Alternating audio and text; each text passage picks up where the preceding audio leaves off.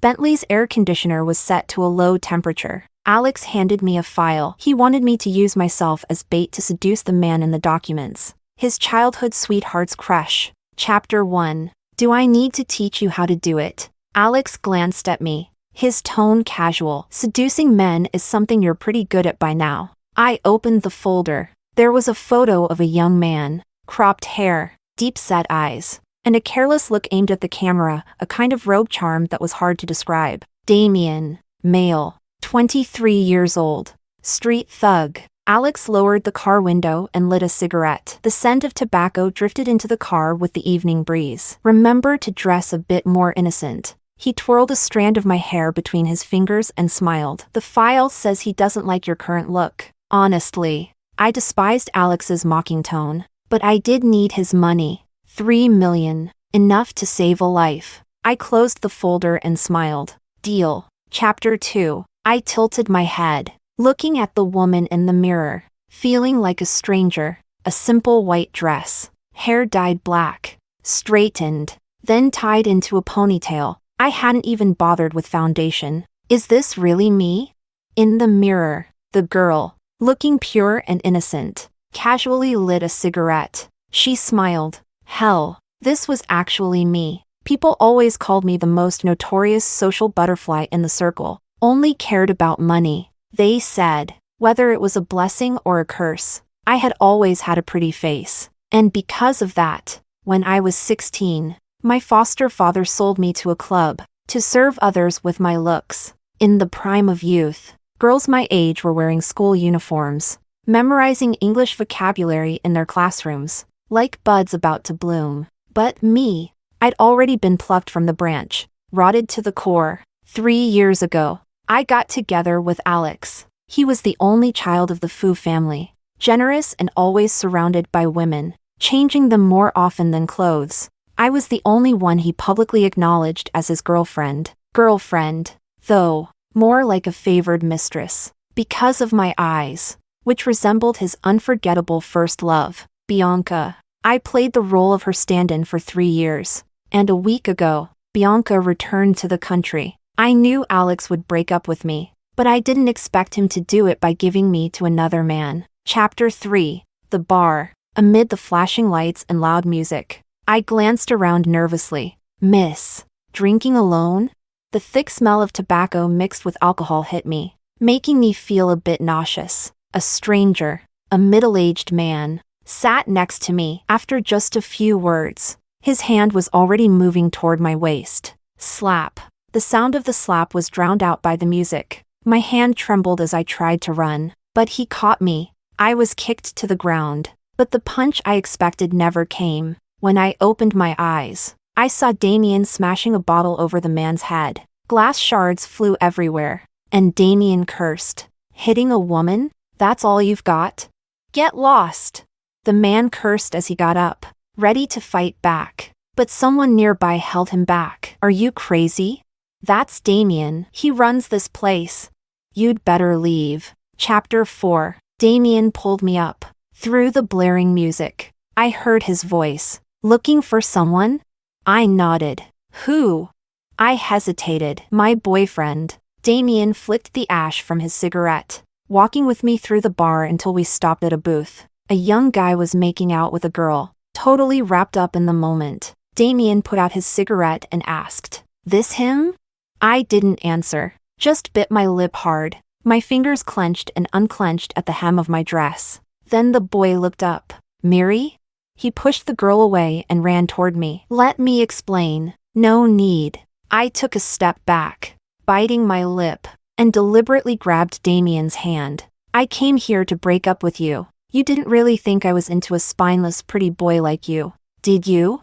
Let me introduce you to my new boyfriend. With that, I wrapped my arms around Damian's neck and stiffly kissed him. Our breaths mixed. The faint taste of cigarettes intertwined. Out of the corner of my eye, I could see even the boy I'd hired to pretend to be my boyfriend was stunned. Chapter 5. Damian took me back to a private room. I covered my face, tears streaming down through my fingers. He seemed at a loss for what to do. He crouched in front of me for a while before managing to say, "Stop crying." I looked up at him, But he was my first love. I blinked, and more tears fell. Damian grabbed a tissue and pressed it against my face. Crying for what? A guy like that isn't worth it. His hands were rough, and wiping my tears hurt a little. I sniffed and grabbed the cigarette from Damian's hand, clumsily holding it between my fingers and taking a drag. Cough. The tears I had just stopped came back as I choked. What are you doing? Trying to smoke? Damian glanced at me, snatching the cigarette back and taking a drag himself. I tugged at the corner of his shirt. Could you have a drink with me? Seeing that I was about to cry again, Damian agreed. That night, I drank 8 bottles of beer. I cried. I laughed. And then I threw up all over Damian. He held me up, cursing under his breath, but never once pushing me away. Damian took me home. He really thought he'd picked up some heartbroken, clueless girl, but the truth was, growing up surrounded by men, acting was just a basic skill. Chapter 6. I figured, being the head of a gang with dozens of men under him, Damian wouldn't live in a bad place. But he still lived in a rundown part of town. Old alleyways lined with street vendors, plastered with little ads everywhere. The air filled with the smells of daily life. Upstairs, he threw me onto the bed. The hard mattress was cold and uncomfortable. I rolled around twice, finally finding a position that didn't hurt as much. My dress slipped down a little in the process. There was a pause. I felt his hand brush my bare shoulder, hot to the touch. I thought he'd take the chance to undress me, but in the next second, he pulled my dress back up. He covered me with a blanket and left. He left. Chapter 7. Damian laid a blanket on the floor. This guy was impossible to seduce, so I pretended to wake up, groggily climbing down and slipping into his blanket. The thin summer quilt covered us both. I could smell the tobacco on him. The next second, Damian pulled me out of the blanket. Go back to your own bed. No. I held onto his hand and leaned in to kiss him. I broke up with him. No one wants me anymore. I murmured, rubbing my lips against his, my voice pitiful. Will you take care of me? I'm really well behaved. I don't eat much. It won't cost a lot to keep me. I played up my drunkenness, whispering softly. This time, he didn't pull away, staring at me the whole time. I could see my reflection in his eyes, wearing a white dress, my ponytail high, innocent and sweet. Nervously, I kissed him, clumsily fumbling to take off his shirt with trembling hands. Damian's breathing grew heavier. Miriam, he held my hand. You're drunk. Do you know what you're doing? I know. I slid my hand into his. Damian's hand was big, enveloping mine completely. Fingers intertwined, locked together. I leaned closer again, my lips awkwardly brushing and biting his. Inexperienced. Damian finally couldn't resist anymore. He cursed under his breath, his palm pressing against the back of my head, deepening the kiss.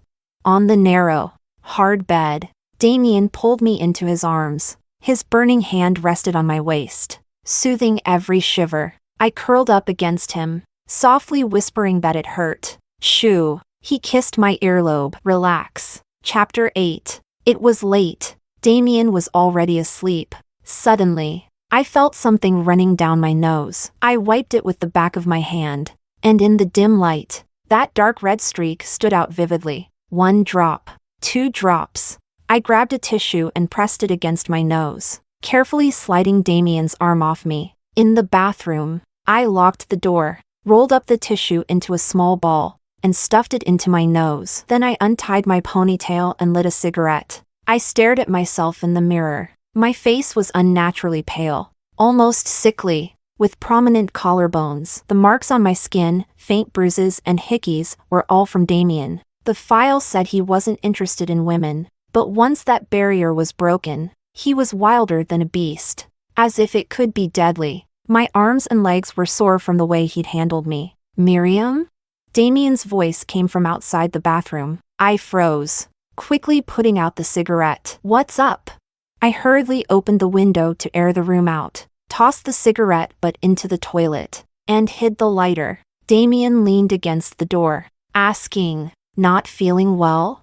"Yeah." I waved a hand to clear the smoke and responded quietly. "My stomach hurts a little, My fault. His voice was rough, muffled by the door. I didn't cover you with a blanket. It got too cold. I didn't respond. I just sat on the toilet, watching the shadow of his figure reflected in the glass door. Broad shoulders, narrow waist, and athletic, muscular frame. When the smell had faded enough, I stepped out. Damian stood quietly against the wall, waiting. He reached out and gently touched my now loose hair. You look good like this, too. It was only a few steps from the bathroom to the bedroom, but he still grabbed a jacket and draped it over my shoulders. When I got back to the bed, I noticed the sheets had been changed. The old sheets were piled at the foot of the bed. Damian picked them up. I'll wash these. I stared in surprise. I noticed 2 small red stains on the sheets. Very conspicuous. He must have misunderstood something.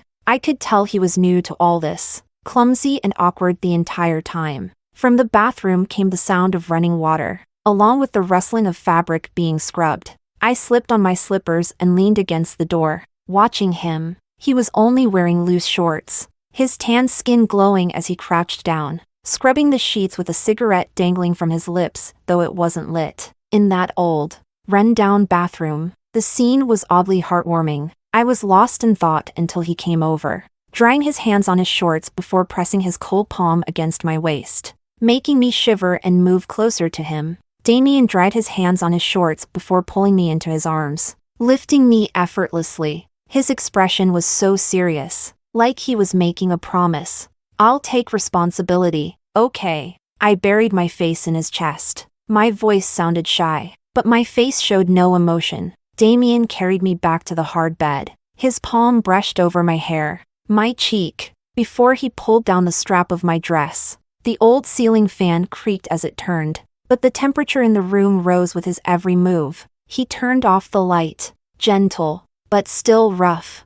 Exhausted, Damian fell asleep quickly. Once I was sure he was sound asleep, I slowly pulled out my phone, seeing a single unread message. The sender, Alex. I turned down the brightness and opened it. The familiar feeling of humiliation washed over me once again. Be back in an hour. Take care of my needs. Chapter 9. The tone was casual, like I was something he could toss aside and pick up whenever he pleased. And, in truth, I was. I stayed frozen for a while, then I slowly got dressed, climbed out of bed, and left the apartment. On the street, I flagged down a taxi. My voice drained of energy. C District. The villas. The driver glanced at me through the rearview mirror, his voice tinged with mockery. Going to see your boyfriend?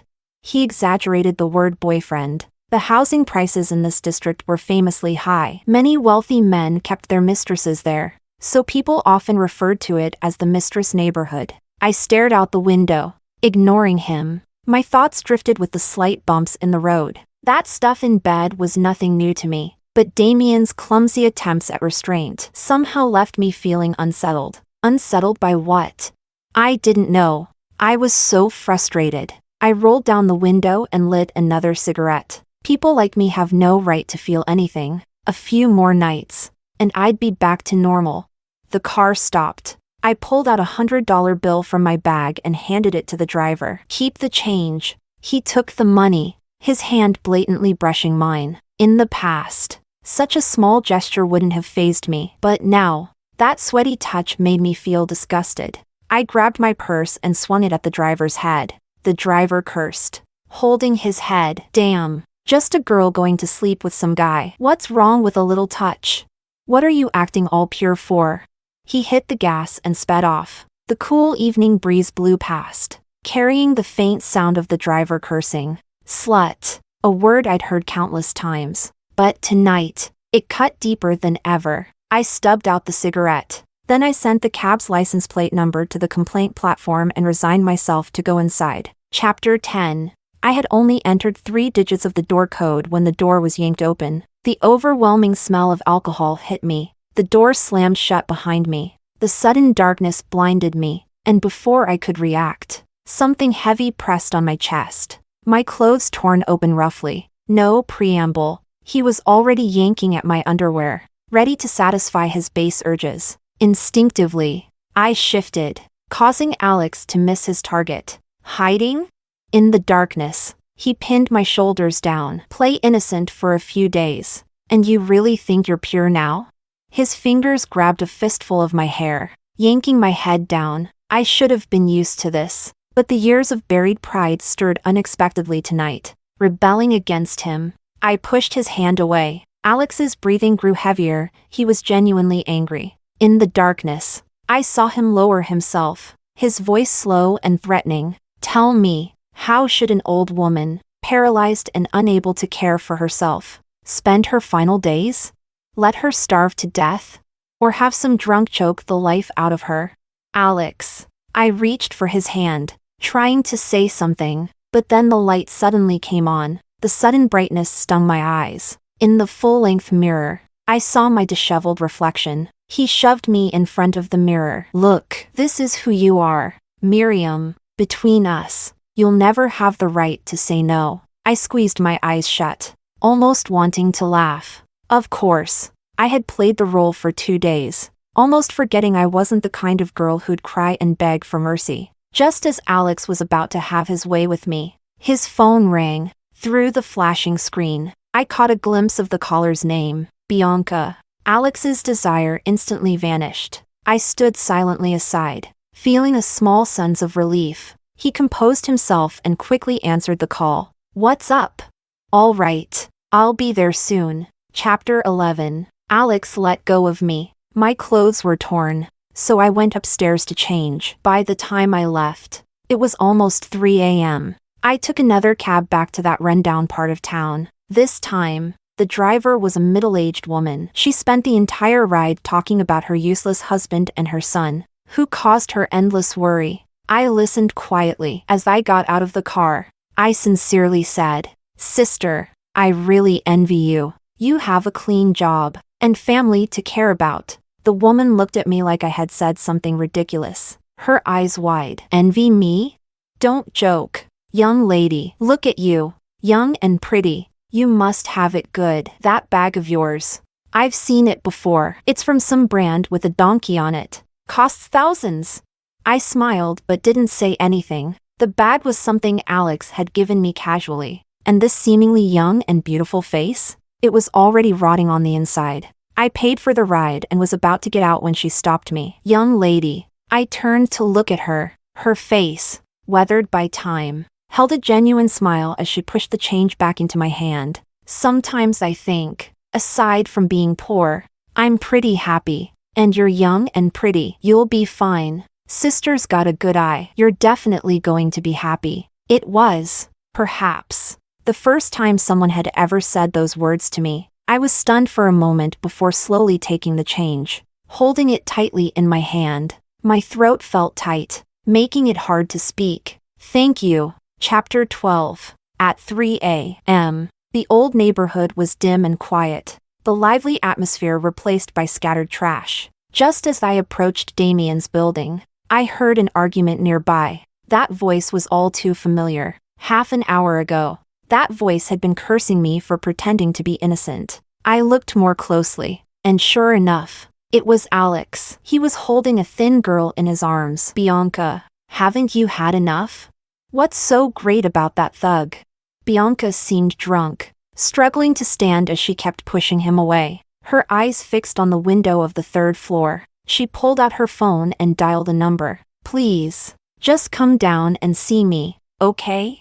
I didn't know what the person on the other end said, but Bianca started crying. When she cried, her shoulders trembled, stirring up anyone's protective instincts. Alex, of course, was heartbroken. The call ended. Then, I saw a familiar figure appear in the 3rd floor window. The window opened. Damian's face appeared. He lit a cigarette, staring lazily at Bianca below, his tone impatient. Go home. We're not a good match. After he said that, he seemed to notice something and looked in my direction. Through the 3 stories separating us, my eyes met Damian's. Of course, with my eyesight, I couldn't make out the expression on his face, but I saw him turn away. In no time, someone came running down the stairs. Damian! Bianca pushed past Alex, stumbling toward Damian, her voice tinged with tears. Damian, can we please just talk? No time. Damian walked right past her, heading toward me. The alley was dimly lit by a flickering street lamp, casting a hazy glow on Damian. Suddenly, he was standing in front of me, draping his jacket over my shoulders. Where did you go? He naturally took my hand, frowning. You're freezing. Meanwhile, Alex was also looking at me, caught between the two of them. I remained calm, tugging on Damian's sleeve and adding a touch of vulnerability to my voice. My stomach hurt, so I went to buy some medicine. I couldn't find an open pharmacy, so I had to go home. As I spoke, I pulled out half a box of medicine from my bag as proof. Damian, rough and simple as he was, believed me. Next time, tell me. I'll go. With that, he lifted me into his arms, thoughtfully holding down the hem of my skirt to keep it from riding up. Who is she? Bianca walked over, her lips pale from biting them. Damian, 2 days ago, you told me you weren't interested in relationships. Now this. Sorry. Damian stepped around her. I wasn't interested before. He glanced down at me. Changed my mind yesterday. I nestled into Damian's arms. As we passed Alex, I caught a glimpse of his dark expression. Chapter 13. And just like that, I ended up with Damian. When it came to emotions, Damian was straightforward. Whatever I said, he believed. In his eyes, I was Miriam, an orphan who had dropped out of school early to work. Innocent, fragile, a flower in need of his protection. The day after we got together, he took me to the bar called You Again. A bunch of rough-looking guys gathered around us, acting like they'd just witnessed the biggest gossip of the year. Boss, is it true? Did the iron tree finally bloom? Of course! One of them nudged him. Look at the boss's face. He must have had quite a night. Shut up.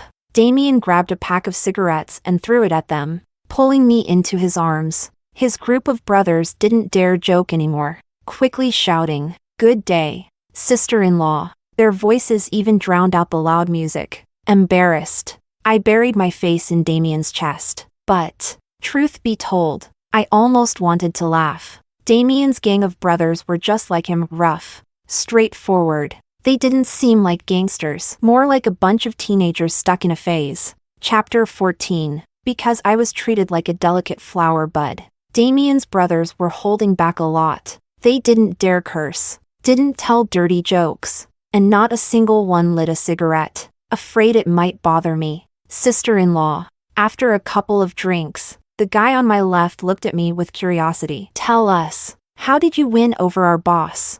Yeah. Someone else chimed in. You have no idea. Our boss has been single for years. The line of girls chasing him could stretch down 3 streets, but he never looked at a single one. We used to think the boss was into men. We were all so scared. We'd make sure to sew our pants tight when going out for a fight, just in case he got any ideas.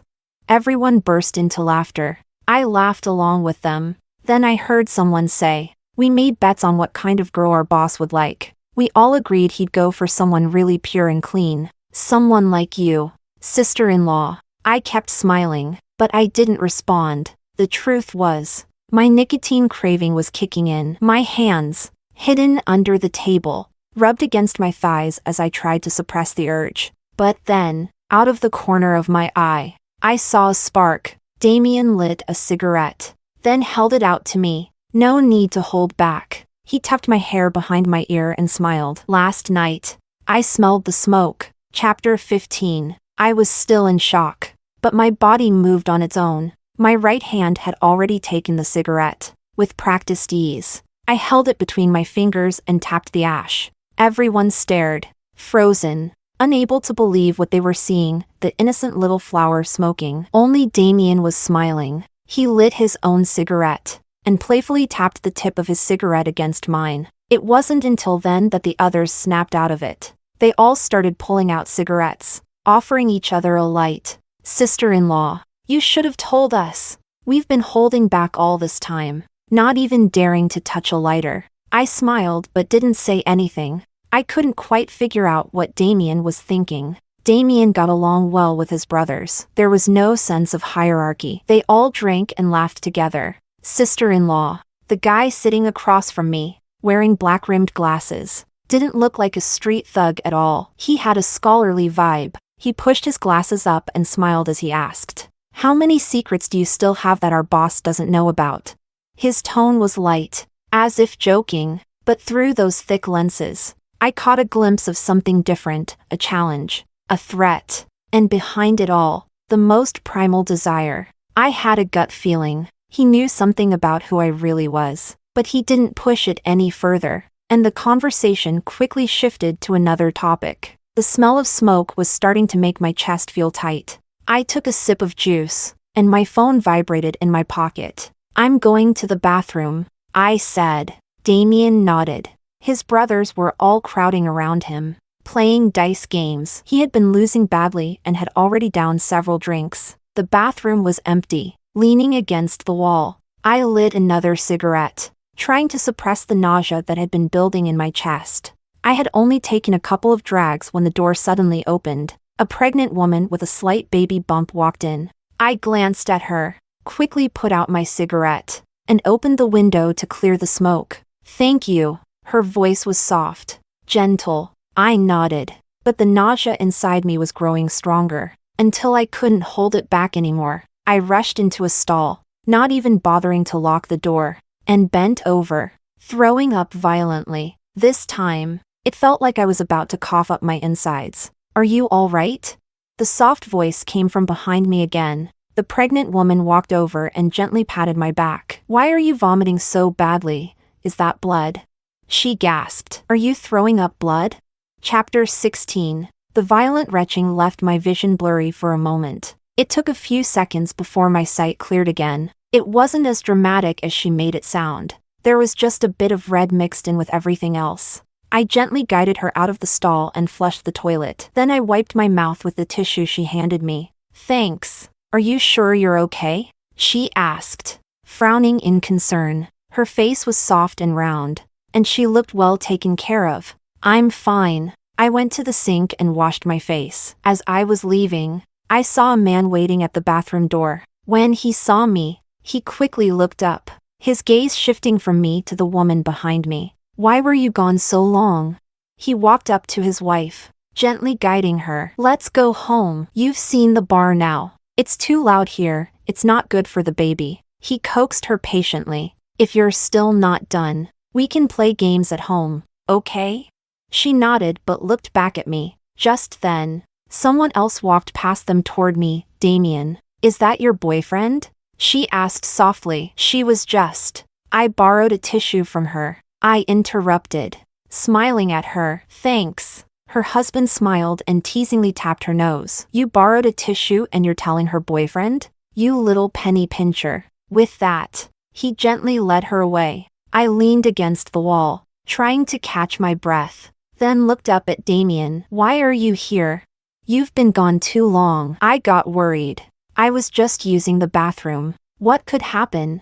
We started walking back together. My tied-up hair was bothering me, so I fiddled with it. The next second, Damian reached out and gently pulled off my hair tie. He slipped it onto his wrist. "Your hair looks better down. Do whatever feels comfortable." Damian glanced at me, his expression soft. He always gave me this feeling of clumsy tenderness. He told me, "With me, you can just be yourself. No need to hide anything." I smiled and asked, "Do you even know what the real me is like?" He looked at me quietly and shook his head. I smiled and said nothing more. It was precisely because he didn't know that he could say something so certain. Chapter 17. Damian left early today. Before he left, he kissed me on the cheek. He thought I didn't notice, but in reality, I had woken up as soon as the sky began to lighten. I just stayed nestled in his arms, quietly watching the sky grow paler by the minute. For me, that was a rare moment of peace. After Damian left, I made a trip to the hospital. A few test results were crumpled up in my bag, the paper so light, yet it felt so heavy. I sat in the chair, listening to the doctor ramble on with advice, but in truth, just like the previous visits, I barely listened. "Thanks, Dr. Zhao." I smiled at him. "I'll think about what you said." The doctor adjusted his glasses, sounding exasperated. It wasn't the first time he had corrected me. "My name is Dr. Zhou. Not Zhao. Sorry. I slowly organized the test results and asked him, Doctor, do you think people have another life after this one?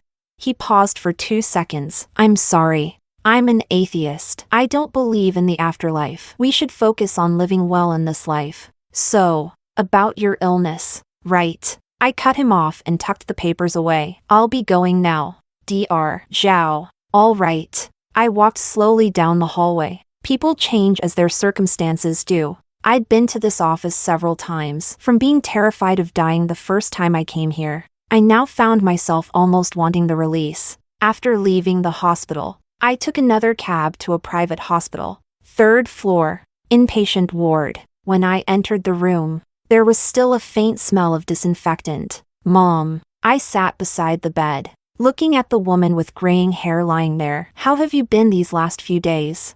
Did the nurse play your favorite show? Dreams Behind a Curtain? Did you miss me? All these questions were just me talking to myself. She was wearing an oxygen mask. Unable to speak, when I held her hand, she squeezed back ever so slightly. Her name is Diana, my foster mother. When I was 4, I was kidnapped by traffickers and sold to a criminal gang, forced to beg for money on the streets. At 7, my foster parents took me in. Mom was always good to me. She had once had a daughter of her own, born late in life, the same age as me, but her daughter went missing at age 5 and was never found. When she saw me on the street, something stirred in her heart, and she took me home to raise as her own. Dad was a drinker and loved gambling. His wins and losses often amounted to hundreds of dollars, which was a lot of money back then. They fought about it often, and sometimes, when he lost too much or drank too much, he'd beat my mom, pulling her hair and cursing her for not giving him a son, calling her a hen that couldn't lay eggs. Sometimes, he'd hit me too, but my mom always shielded me. She'd hold me close, protecting me, and cry as she whispered, "Ele. Don't be scared. My real name is Mary." The Ele she called me was the name of her lost daughter. She raised me as her own child. But when I turned 16, my foster father sold me to that kind of place. He drugged my water, leaving me weak and unable to escape. I can't remember much from that night anymore. The memories have blurred with time. I just remember there were a lot of people in that room, many men. They were smoking, laughing, shouting. Someone, don't know who, started pulling at my clothes. It hurt so much. I was terrified. I tried to run, but there was nowhere to hide. Until the door burst open, and my mom stumbled in. She screamed as she pushed the men away, trying to take me with her, but they wouldn't let her. That night, the memories have faded, and I don't dare to think back on them anymore. Later, she managed to get me out of there, both of us stumbling along the way. She reported everything to the police. She held me, trying to comfort me, even though she was covered in bruises herself. After that, when my foster father sold me again, she was on her way to save me when she got into a car accident. She was paralyzed. At 16, I still couldn't escape my foster father's grip. 4 years after, I used the dirty money I earned to pay for her medical care. She must hate me. She's barely spoken to me since. Chapter 18. Today, I came to visit her in a white dress. My hair, freshly dyed black, hung loose, tucked neatly behind my ears. She stared at me for a long time, and then she cried. Tears ran down the wrinkles etched into her face, soaking into the pillow. A small wet patch spread out. She motioned for me to remove her oxygen mask. Wanting to speak, I hesitated but gently removed it. She struggled to breathe, so I could only leave it off for a short time. She held my hand lightly and said, "My biggest regret was taking you home." I froze. The sharp sting of tears hit my nose, and I gently patted her pale hand. "Yeah, if you hadn't taken me in, you wouldn't." She cut me off, her voice so weak I had to listen closely to make it out. She choked out, "If someone else had adopted you, you'd have grown up happy. It's my fault." Her breath faltered, so I quickly put her oxygen mask back on. She couldn't say any more, but I could see in her clouded eyes all the words she couldn't say. She meant to say, if someone else had taken me in, even if the family wasn't rich, At least I could have grown up safe and clean. If things had been different, I might have turned out like the person I was pretending to be now. I broke down in tears. 5 years ago, my foster father died. He died of a heart attack. He collapsed to the floor, crawling inch by inch toward the cabinet where his medication was kept. I was sitting there, watching him. When he finally reached the cabinet, I opened the drawer, took out the medication, and tossed it aside. I watched as the monster who had ruined my life died in pain, struggling for breath, desperate and helpless. Only then did I calmly call for an ambulance. Later, I scattered his ashes in many places, down toilets, into sewage drains, into pig pens, all the filthiest places. But I knew, no matter what I did, it would never make up for the life he had destroyed.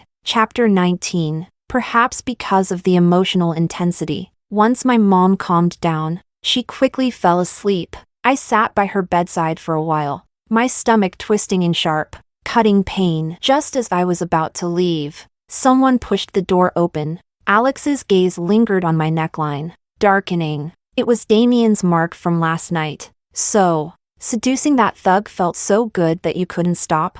His tone was as mocking as ever. I stayed silent. This wasn't a public hospital, and Alex was the largest shareholder. Every time I'd tried to transfer my mother to another hospital, I'd been blocked. As long as Alex didn't agree, I couldn't take her anywhere. My mom was sound asleep. I lowered my voice. Let's talk outside. As I headed toward the door, Alex grabbed me. Where do you think you're going? His grip on my shoulder tightened. Feeling guilty? His fingers brushed over the marks Damian had left, and I saw the blatant desire in Alex's eyes.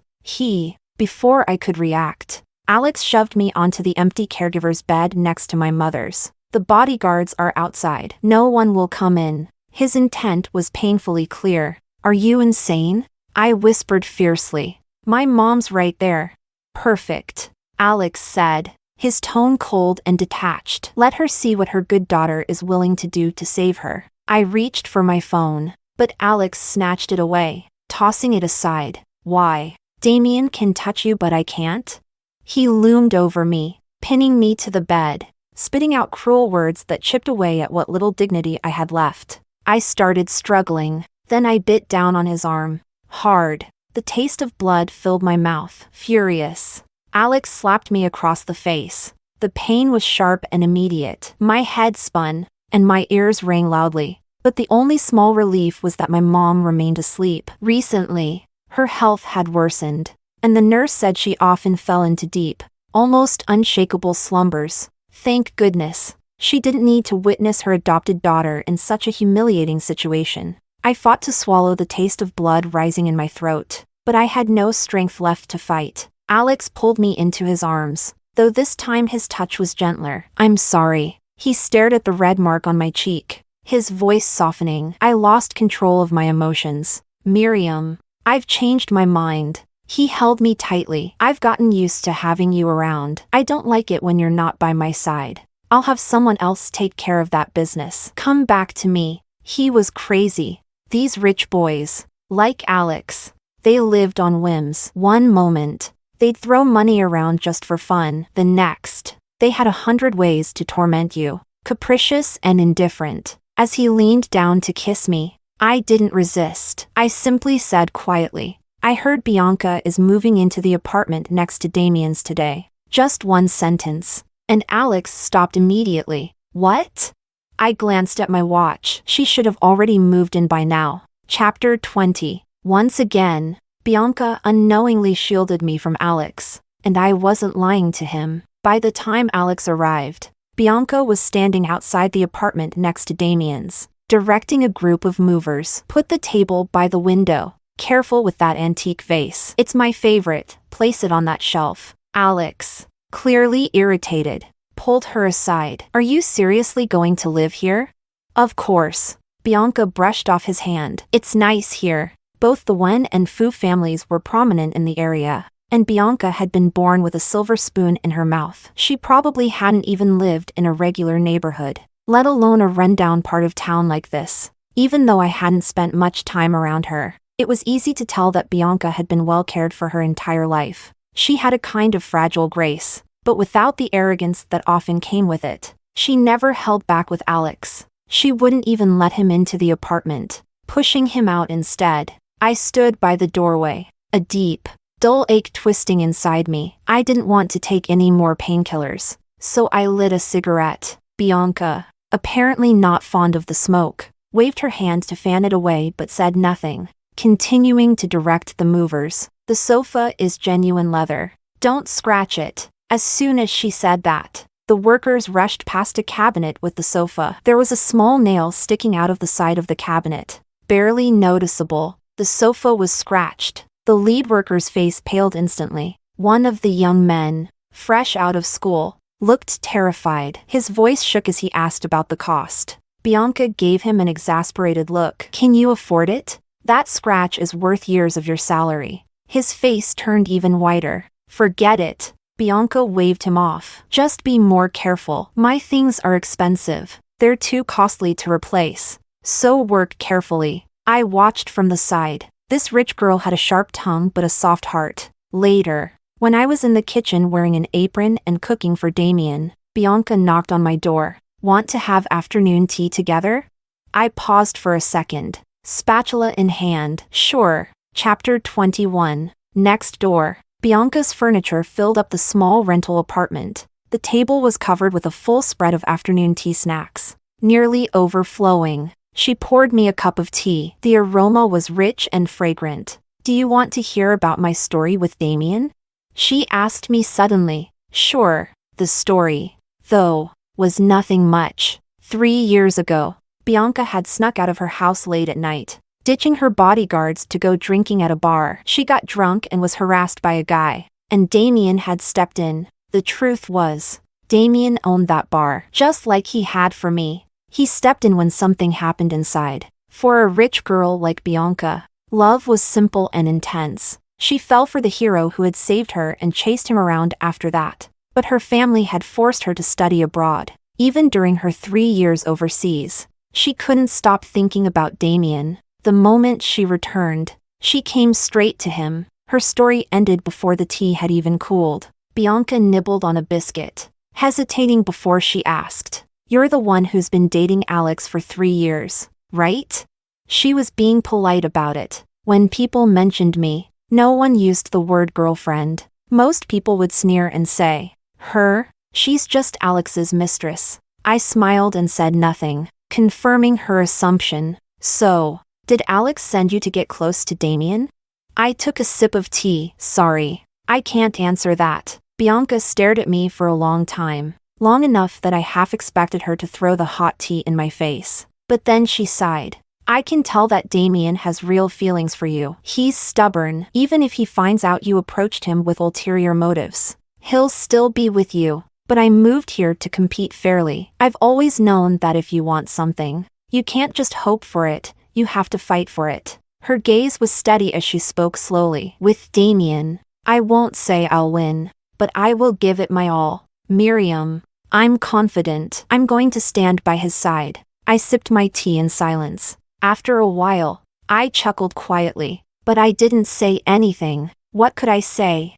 To be honest, Bianca's determination suited Damian well. We both instinctively avoided continuing the topic. We chatted idly about everything and nothing until there was a knock at the door. Damian stood in the doorway, not coming in, but holding up a bag. Miri, time to go home. Just a few short words, but they left me momentarily dazed. Miri, only my mom had ever called me that. She was the only person in this world who had ever loved me. But even then, most of the time, her voice sounded more like she was saying ELE. I knew she was always seeing me as her lost daughter. Snapping back to the present, I found Damian still standing there, waiting for me, his gaze fixed on me. He was just looking at me, only looking at me. I came back to my senses and, dryly, answered, Okay. Chapter 22. I followed Damian home. He placed the bag on the dining table,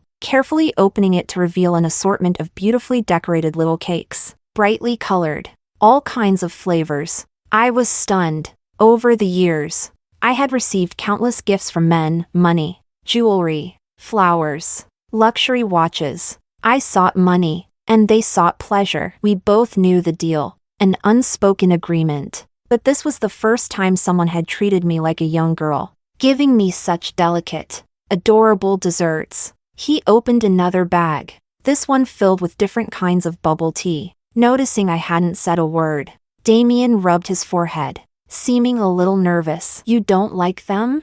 Those brats told me all girls like this stuff. He started to put the bag away. It's fine, I'll just give them to the guys. I like it. I walked over, picking up a strawberry-flavored cake and scooping out a small bite with a spoon. The cream slowly melted on my tongue, filling my mouth with sweetness. I had never eaten anything like this before. I'd never been fond of sweets, they always seemed like something meant for happy people, and I didn't deserve that. It's good. I bit down on the plastic spoon, looking down. Very sweet. Damian quickly handed me a cup of bubble tea. It was taro-flavored, with a sweetness level of 7 out of 10, despite the nausea rising in my stomach. I kept eating, bite after bite. Miriam had grown up steeped in bitterness, enduring so much hardship. What kind of suffering hadn't she been through? But today, tasting a bit of sweetness left me feeling utterly lost. For the first time, I realized how starved I was for affection. Someone like me, well-versed in affairs, was completely devoid of love. A few desserts could make me feel cherished. I suddenly felt overwhelmingly pitiful. My eyes grew moist. I swallowed the cake in my mouth and reached for my cigarette pack, lighting one to push back the tears. But Damian quickly snatched it away. You can smoke, but don't do it when you're feeling down. It's bad for you. Damian crouched in front of me, his head tilted up slightly, looking like a loyal, large dog. Are you upset? No. I sniffled. It's just really good. I feel like I've missed out by never having anything this good before. Damian chuckled. He ruffled my hair, saying, I'll buy them for you every day from now on. Then I'll get fat. I'll still like you if you get fat. I nestled into Damian's arms, the two of us exchanging playful banter like any ordinary couple. Except, as we talked, we ended up in bed. The curtains were drawn, just as I thought I couldn't handle it anymore. Damian's hand cradled my head gently. Damian. My hand slid from his shoulder, brushing over the tattoo on his chest. Did you get a tattoo? Yeah. He kissed me. Do you like it? I answered honestly. It's ugly. Who tattoos someone's name right there? On the left side of his chest, just below his collarbone, was the name Miriam. It was close to his heart. Several times, I held back from asking, but in the end, I couldn't help it. You tattooed my name. What are you going to do when you get a girlfriend? He wrapped his arms around me, his voice hoarse. Why would I get another girlfriend? You're all I need. Damian buried his face in my shoulder. I never thought about relationships before, but if we ever broke up, I don't think I'd want to be with anyone else. I froze. Break up? He really believed we were in a serious relationship? Damian. I wanted to talk to him, to tell him why I had approached him in the first place. But the image of my mother's frail face flashed through my mind. The words died in my throat. Instead, I traced my fingers over his tattoo of my name. Did it hurt? No. He leaned down and swallowed all the words I hadn't said. Chapter 23. At 4 a.m., the sound of my phone ringing woke me up. Damian answered it for me, handing me the phone. Hello. Is this Mess Joe? We regret to inform you that your mother has passed away. My nails dug into the palms of my hands, the sharp pain confirming that this wasn't a dream. Damian had heard it too. He didn't say a word, quickly getting dressed and taking me to the hospital. On the way, I stared out the window at the scenery speeding by. I didn't speak. I didn't shed a single tear. My eyes were painfully dry, with not a hint of moisture. I thought, I must be a heartless person if I couldn't even cry at a time like this. We arrived at the hospital in a daze. I saw the doctor, the nurses. It felt like ages before they led me into the room, where a person lay covered by a white sheet. A living, breathing person, now silent under a shroud. I walked over in a daze and took her hand. It was stiff and cold. Only now did I truly feel the finality of our separation. A nurse I knew gently patted my shoulder. Aunt Shin removed her oxygen mask herself during the night. She wanted to go. Why? I had tried so hard to save her. Why would she give up on herself? Suddenly, a memory of that day flashed through my mind, Alex pinning me down on the hospital bed. Let her see what her good daughter has done to save her. In that moment, all my strength drained away. I leaned against the hospital bed, slowly sliding down, until Damian pulled me into his arms. I'm here, outside the hospital room. He kept telling me, over and over, that he was here, that he would stay with me. His soft reassurances finally cut through the fog in my mind, and I clung to his arm. She knew. She wasn't asleep.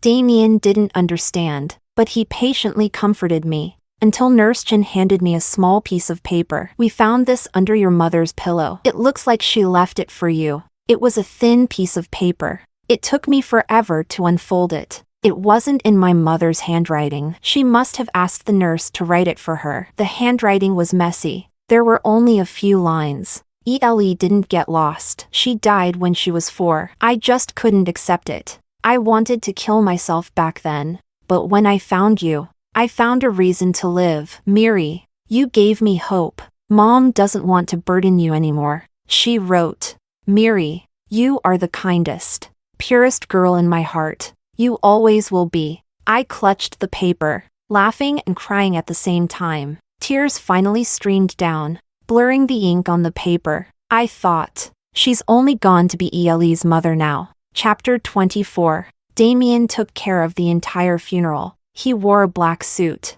stood by my side as I mourned, and gathered his brothers to kneel in the funeral hall with us. He stayed with me as we saw my mother off for the last time. At the front of the hall, Damian knelt before my mother's portrait, making a solemn vow. Auntie, I, Damian, promise to protect Miriam. I won't let her suffer anymore. I will guard her with my life. With every sentence, he bowed his head deeply. Behind him, his brothers remained silent but followed his lead, bowing with him. The sound of foreheads hitting the floor echoed in the hall. I stood there, staring at Damian's back, and suddenly remembered a passage I'd once read. I longed to be treasured, to be kept safe for a lifetime, to be well preserved, carefully placed, free from fear, free from pain, free from wandering aimlessly, with nowhere to call home. I had never believed in love, but at that moment, I couldn't help but think, maybe, just maybe, I had finally found my place, and for the first time, even though I had never allowed myself to indulge in fantasies. I wondered what it would have been like if Damian had been there when I was 16. He would have burst into that room and saved me. If only. But there are no ifs in this world. No moments we can rewind. All I could do was clutch onto his sleeve tightly, hoping that this imperfect version of myself could stay with him just a little longer. Chapter 25. After my mother's death, my health deteriorated quickly. I grew thinner and thinner. The constant, gnawing pain in my stomach became unbearable. Sometimes, the pain would wake me in the middle of the night, making me feel as though a knife were twisting inside me. When I couldn't bear it anymore, I'd take 2 pills and quietly slip into Damian's arms. I didn't want to wake him, so I'd just lie there, tracing the outline of his face with my eyes over and over again. I tried hard not to let Damian notice anything was wrong, but one night, as he lifted me onto the windowsill, he frowned. Why are you even skinnier? His large hand squeezed my waist gently. There's nothing left. He insisted on taking me to the hospital, but I wrapped my arms around his neck, leaning in to kiss him. No, I hate the smell of disinfectant. It's just an old issue. A little stomach problem. I teased him, pinching his waist lightly. It's your fault. You've been so busy lately. You don't even have time to make sure I eat properly. That's why I got sick from all the takeout. I hugged him tighter, trying to hide the lump in my throat. Can you stay with me a little more? Don't be so busy. I was scared that if he waited too long, I wouldn't have any time left to spend with him. Okay. Damian held me gently in his arms. Starting tomorrow, I'll stay home with you. Damian never lied to me. But the next morning, when I woke up, the bed beside me was already empty. I reached out and touched the spot. It was cold. It's fine. He's just busy. I tried to comfort myself, but just as I was sitting up in bed, the door opened. Damian came in, wearing the pink apron I had bought him, carrying breakfast. Hurry up and wash up. I made your favorite, tomato and egg noodles. I stared at him for a long time. Then I smiled. Okay, to be honest, Damian's cooking skills were nothing to brag about. The simplest bowl of noodles, he'd left the tomatoes too firm, and the egg had scattered into tiny bits. He'd added too much salt as well, but I ate every last bite. Damian had really pushed aside his work recently, staying home with me every day. Sometimes we'd go for walks, or just browse the supermarket together. As we passed by a glass window, I saw our reflections, blurry, distorted. For a brief moment, I had the illusion that we were an old married couple. Damian treated me so well. Even his brothers often joked about how he no longer acted like their boss,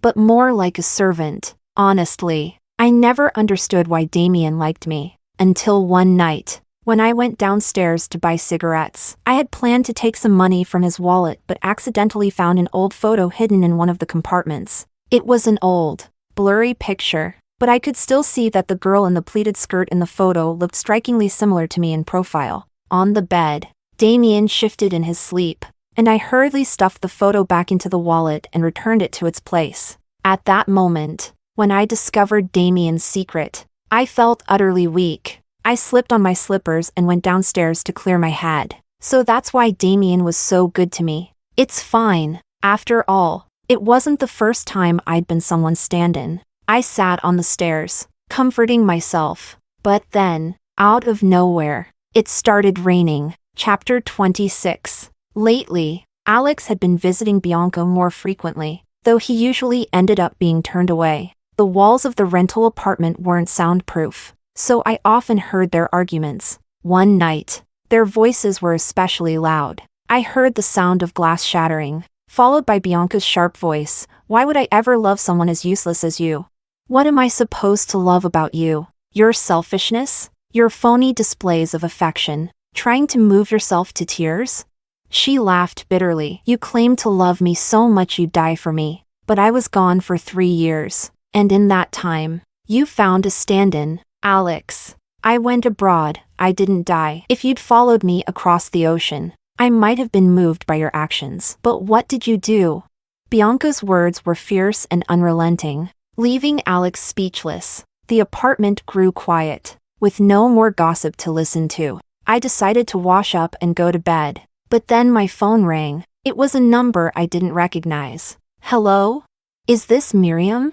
The voice sounded familiar, but before I could ask, the person introduced themselves. It's Dr. Joe. I froze for a second, then smiled. Zhao, you mean?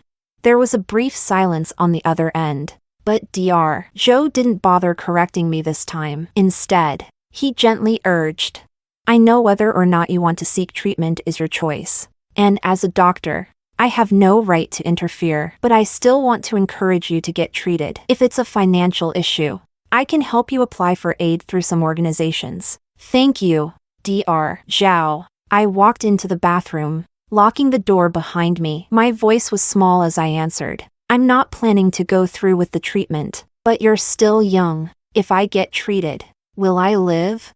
There was a pause on the other end. You might live a few months longer. I lit a cigarette, watching the smoke blur the reflection of my pale face in the mirror. Live how? Like my mom, wasting away in a hospital bed, too weak to even take care of basic bodily functions? I'd rather not have those extra few months. Dr. Zhao, I don't want to leave like that. Thank you for your kindness, but I'll make my own decisions. Good night, Dr. Zhao. I hung up. Damian had gone out to buy food, so the bathroom was silent. It wasn't until the cigarette burned down to my fingers that I finally snapped out of it. The truth was, when I first found out about my illness, I was terrified of dying. That's why I agreed to seduce Damian for Alex's $3 million. The money wasn't just for my mom. It was for me too. I'm just an ordinary person, afraid of death. Otherwise, I would have taken my own life long ago to preserve my so-called purity. I had swallowed all the shame and endured so much, all because I wanted to live with my mother. That's all I ever wanted. But it was so hard. My mom was gone, and I wasn't going to survive either. Fate had never been kind to me, except for letting me meet Damian. Though even he was just seeing someone else's shadow through me. My life has always been spent living in other people's shadows. I've never truly been myself. Chapter 27. 2 months passed before I received another text from Alex. He sent me an address, commanding me to meet him there. I immediately blocked his number. More calls followed from different numbers, but I declined each one. And finally, I turned off my phone. However, after dinner, Damian suddenly received a call. A group of drunks had started a brawl at the bar, smashing up half the place. You finish your dinner, I'll go handle it and be back soon, he said. I couldn't help but grip the edge of his shirt. Be careful. Don't worry. Damian left quickly. I stayed home, waiting, but anxiety gnawed at me, making me uneasy. He hadn't been gone long when a sudden, urgent knock came at the door. My heart jumped. Assuming Damian had forgotten something. Without thinking, I rushed to open the door, but standing there was Alex. I tried to shut the door immediately, but Alex blocked it with his body, forcing his way in. The door slammed shut behind him as he locked it. The strong smell of alcohol hit me. He was drunk, his eyes bloodshot as he glared at me. Miriam, you've fallen for that thug too, haven't you? My hand, hidden in my pocket, stealthily reached for my phone as I tried to remain calm, meeting his gaze. Yes, I had already set Damian as my emergency contact. The call had just gone through when Alex lunged at me, pinning me against the wall. The look in his bloodshot eyes reflected my helplessness. Miriam, I actually regret it. Just like before, he twisted a lock of my hair around his finger. Seeing you with Damian makes me burn with jealousy, even more than seeing Bianca love him. He leaned in to kiss me. I'll forget about Bianca. Come back to me, okay? I turned my head to avoid him, his lips grazing my cheek. Don't dodge. Alex gripped my face tightly. Don't act like it's your first time. Miriam, you've been through enough men to know better than to play innocent now. He laughed coldly. I must have been crazy to care so much about you. Then, without caring about my struggles, he began tearing at my clothes. Alex was always like this, never caring about anyone's feelings, always forceful, selfish, a beast driven only by primal instincts. I was too weak to push him away. Desperately, I grabbed my phone from my pocket and slammed it against his forehead. Alex grunted, releasing his grip instantly. The metal phone left a gash on his forehead, and blood began trickling down between his brows. Suddenly, the sound of a key turning in the lock echoed through the room. Panic surged through me, and I instinctively didn't want Damian to see me in such a state. My clothes disheveled, but as I tried to move, Alex grabbed me again, pinning me down. He held me there, waiting for Damian to come in. The door swung open, and there stood Damian. His eyes fell on my disheveled state. To an outsider, it must have looked like I had just been caught after an affair. Damian's brothers were with him, and upon seeing the scene, their faces turned red with fury. Who the hell do you think you are, touching our sister-in-law? Alex, still gripping my wrist, sneered. Damian, don't tell me you really think you're sleeping with an innocent girl? Don't be naive. She's been rotten to the core for years. He stepped forward, pulling me along, and I stumbled. She's just someone I used and tossed aside. But you treat her like a treasure. She's just a... Alex's words were cut off by Damian's fist. Alex hit the ground, trying to shield himself as Damian rained blows on him. Damian, you're going to get yourself killed. One word from me, and you and your brothers are done. Is that so? Damian's voice was cold as his fist came down on Alex's face again and again. Alex had no chance to fight back. I clutched my clothes tightly, trying to calm my breathing. 2 of Damian's brothers came over. Not looking directly at me, one handed me his jacket. Put this on, sister-in-law. Don't worry, we'll beat the crap out of this bastard for you. I slowly took the jacket and draped it over my shoulders. I thought Damian would stop once he let out some steam. But he didn't. His punches grew heavier, and his brothers began to panic, stepping in to pull him back. Boss, stop.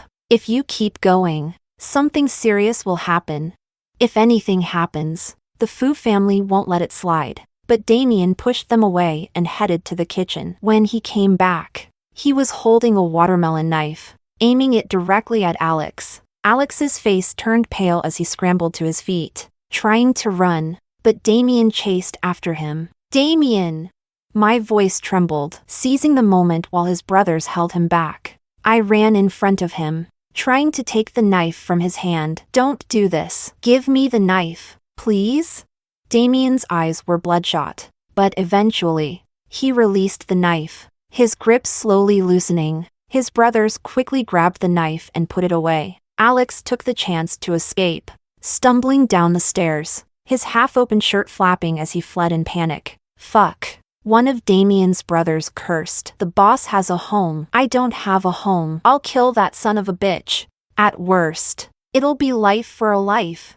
Before anyone could react, he bolted after Alex. There was a commotion downstairs. Damian's voice was hoarse. Stop, Dan. Let him go for now. The remaining two brothers exchanged glances and nodded, quietly leaving the apartment and closing the door behind them. Damian and I stood in the wreckage of our home, both silent. I knew this day would come. Eventually, Damian would discover my filthy past. But now that the moment had arrived, I felt lost, unsure of how to face him. I fumbled with a cigarette, using the action to hide my shaking hands. As I lit it, I forced myself to speak casually. Just like you saw, Damian, I'm not some pure girl. I bit my lip. I really am just a. Before I could finish, Damian cut me off with a kiss. He pressed me hard against him, the kiss intense and unrelenting, like he was trying to fuse me with his very being. His urgency, his desperation, it was as if he was trying to prove something.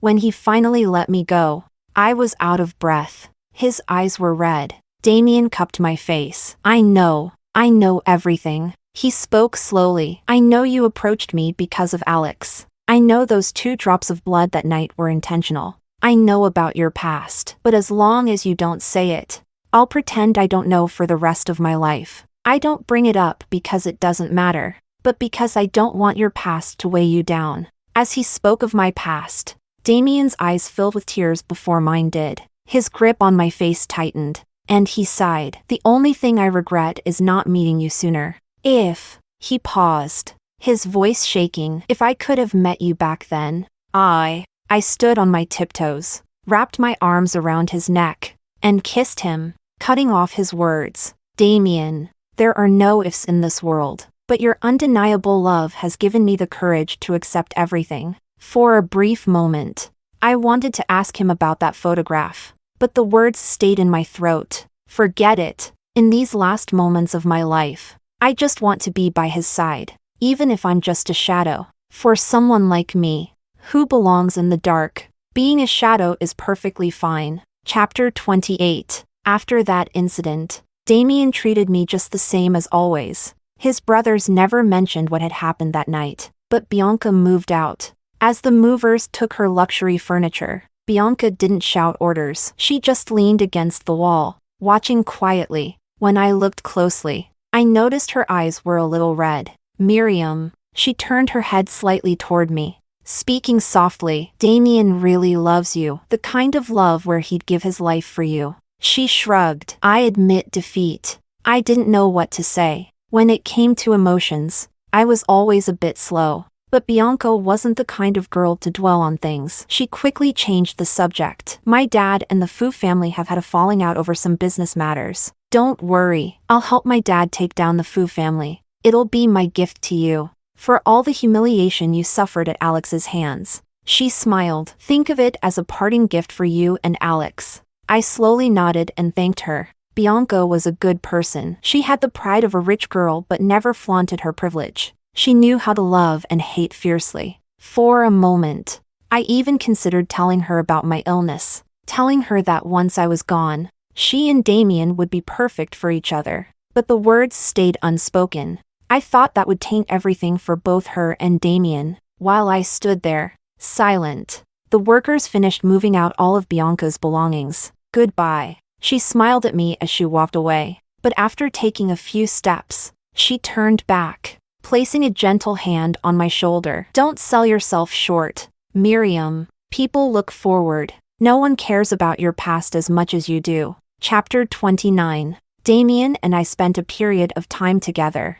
free from the constraints of the world. He didn't have much money, but he never hesitated to spend it on me. I didn't need much, just enough to eat, clothes to keep me warm, and no longer the need to use my body to please disgusting men. I had someone by my side, someone who loved me, for me. That was enough. Every moment I spent with Damian felt like stolen time, a gift I didn't deserve. Miriam had always been notorious, a butterfly flitting through the world with a bad reputation. But Damian had turned me into a girl, an innocent one. I would dive into his arms just for a strawberry cake, shiver from a kiss, and cry my heart out over a thoughtfully chosen gift. Yet, I still couldn't bring myself to tell him about my illness. Damian knew everything about my past, except for one thing. That blood on the bed that night wasn't from me cutting my finger on purpose. It was from a nosebleed I had in the middle of the night. These good days, I wasn't sure how much longer I could hold on to them.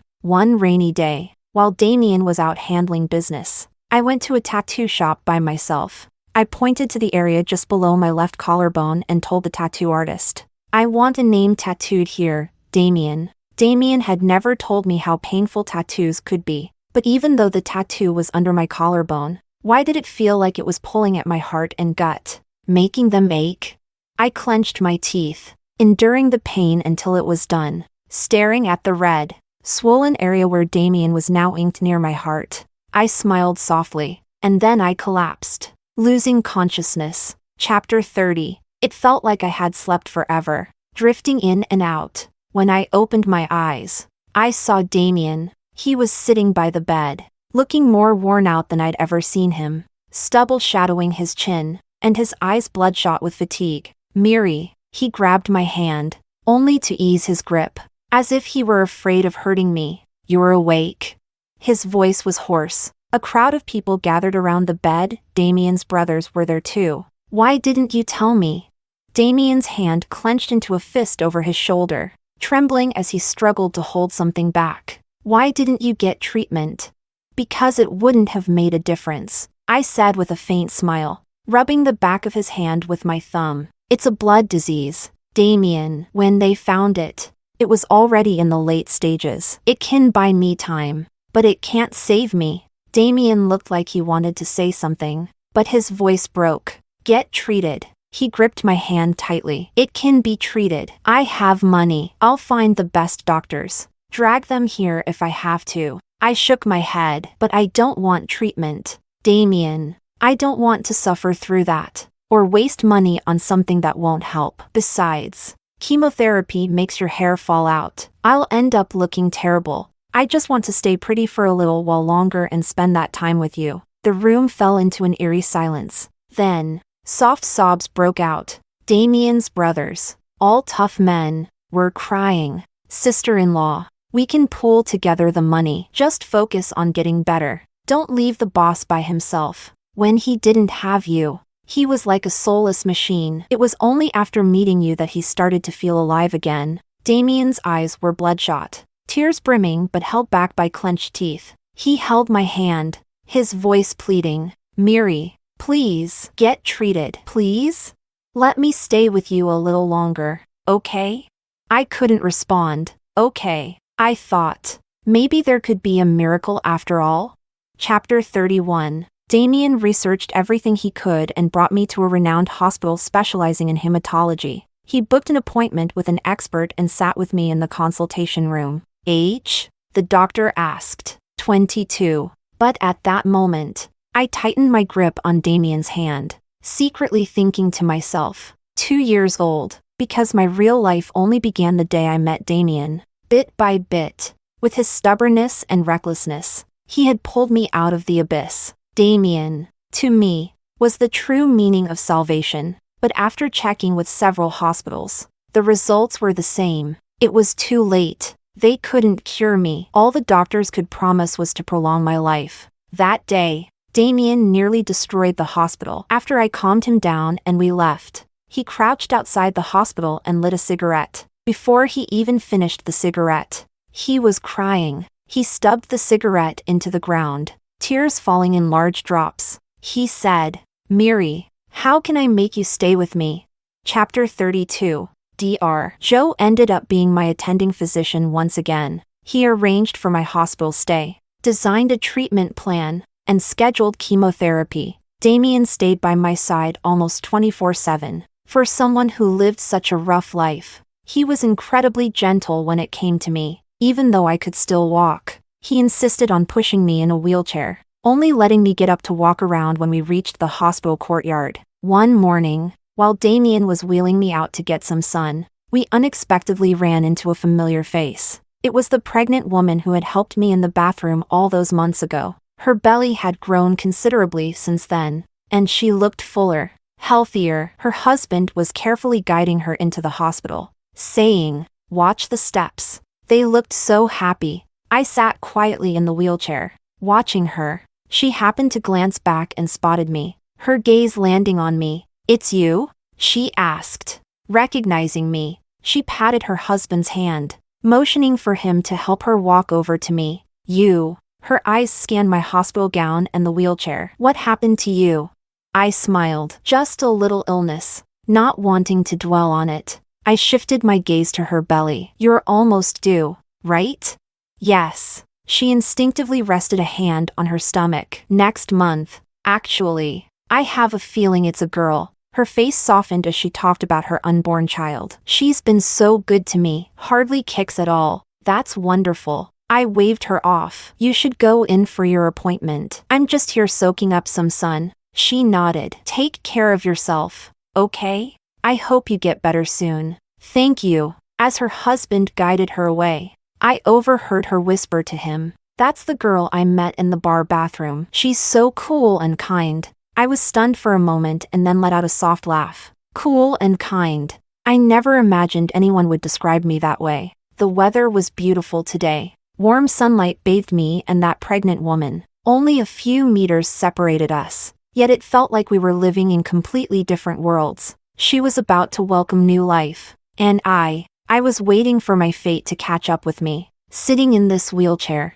I could see the end of my life approaching. Chapter 33. Summer slowly faded, giving way to autumn. The leaves in the hospital courtyard turned yellow, blanketing the ground. I'd grown even thinner. Every time Damian helped me change clothes, his eyes would redden, and he couldn't bear to look at me for too long. One thing that did bring me some satisfaction was hearing that the Fu family had gone bankrupt. Bianca had kept her word. She really was a good person. She even came to visit me at the hospital. Despite the fact that we had been rivals in love, she sat by my bed for a while. She barely said anything before her eyes turned red. She gently held my hand, her voice thick with emotion. "It's going to be okay," she said. "I remember the first time I saw you. Even though I knew Damian liked you, I couldn't help but think, how could someone be so beautiful? Every smile, every glance, there's just something so alluring about you. Yet your eyes are so pure." She didn't stay long. She gave my hand a light pat. "If you need anything, don't hesitate to ask. I have plenty of money." I smiled at her. "Okay." Bianca left. But not long after, while Damian was out getting food for me, Alex showed up. He was drunk. He stood at the doorway, staring at me with bloodshot eyes for a long time before slowly walking in. "Miri." It was the first time he had called me that. "Why didn't you tell me you were sick?" I frowned. "Get out." But he ignored me, walking right to the side of the bed. He crouched down, his eyes scanning my face and body, his eyes even redder than before. He looked utterly heartbroken. "You were sick when you were with me, weren't you? Why didn't you tell me?" He reached out to take my hand. "I could have taken care of you. If you had told me sooner, I wouldn't have pushed you to Damian." I jerked my hand away, reaching for my phone on the bedside table, but Alex grabbed my wrist. "Miriam." He knelt by the bed, his expression full of false sincerity. "Let me marry you." "Get lost. Marry your mom. That's our sister-in-law." A furious voice boomed from the doorway. It was Damian's brothers, who had come to visit me with some fruit. They rushed forward, and one of them kicked Alex in the back. Alex had been kneeling, and with that kick, he was forced down on both knees before me. Alex wasn't the same privileged Fu family heir he once was. The Fu family had collapsed, leaving them with billions in debt. His father had been hospitalized from the shock, unable to handle the loss. As for Alex, a useless second-generation heir, there was no way for the Fu family to recover in his hands. What was he here for? He was just a man who had fallen from grace, desperately grasping at anything to convince himself he still had something left. This pathetic display of self-pitying affection was nothing new to him. He never truly loved Bianca, and he certainly didn't love me. He was just obsessed with the idea of what he had lost. I looked down at Alex, who was being held in place before me, and spoke coldly. Useless. Without your rich father, Alex, you're just a worthless dog. How could you ever compare to Damian?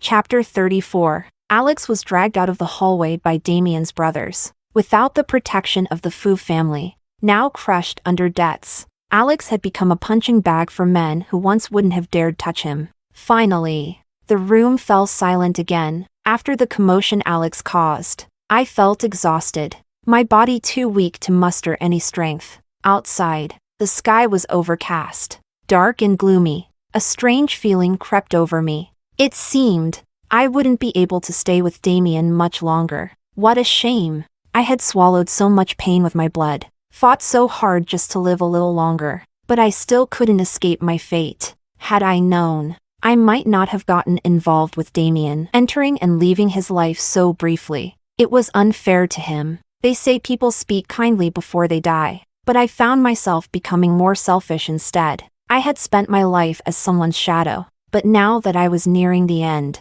I refused to be anyone's shadow any longer. That afternoon, when the sky looked like it was almost evening, I reached out and grabbed Damian's wrist. I started to ask, but couldn't finish the question. I didn't even know what I wanted to ask. Was she beautiful? Did I look like her? Did she love you? What? Damian sat on the edge of the bed, peeling an apple for me, but he was distracted, the peel breaking and falling to the floor. I bit my lip, speaking softly. Was she a really good girl? I figured anyone Damian loved must have been a wonderful person. Damian froze. After a moment, he set the apple down and took my hand, his voice gentle. Who? I saw the photo in your wallet. I tried to smile, but instead, tears welled up uncontrollably. Damian, I look just like her. I've been her shadow, haven't I?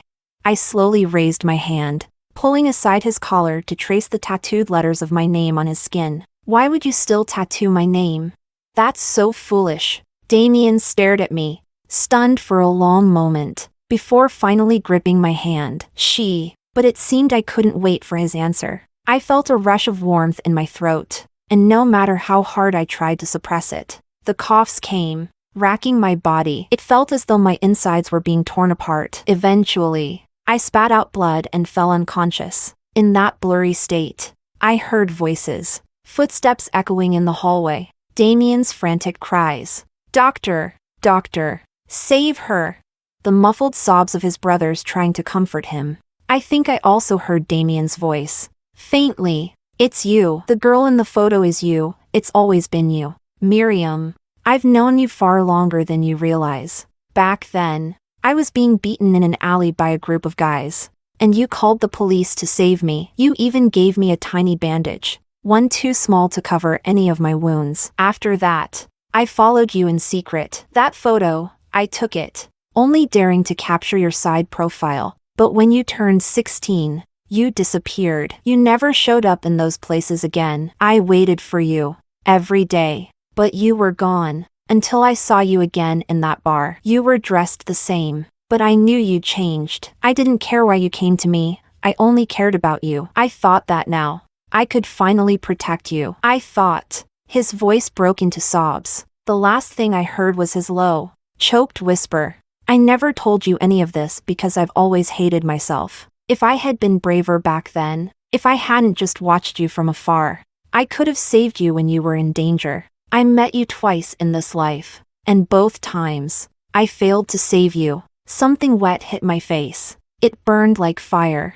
cutting straight to my soul. I wanted to tell him, Damian, don't cry. You did save me. You made me realize I was worthy of love. I wasn't some flower rotting in the mud. I was Miriam, Damian's girlfriend, and I deserved all the beauty in the world. I was worthy of it all. As consciousness began to slip away, I saw a memory, our first meeting. In that dimly lit bar, Damian smashed a bottle over the head of the man who had harassed me, then bent down to pull me from the floor. His eyes met mine, dark and unreadable. Looking for someone?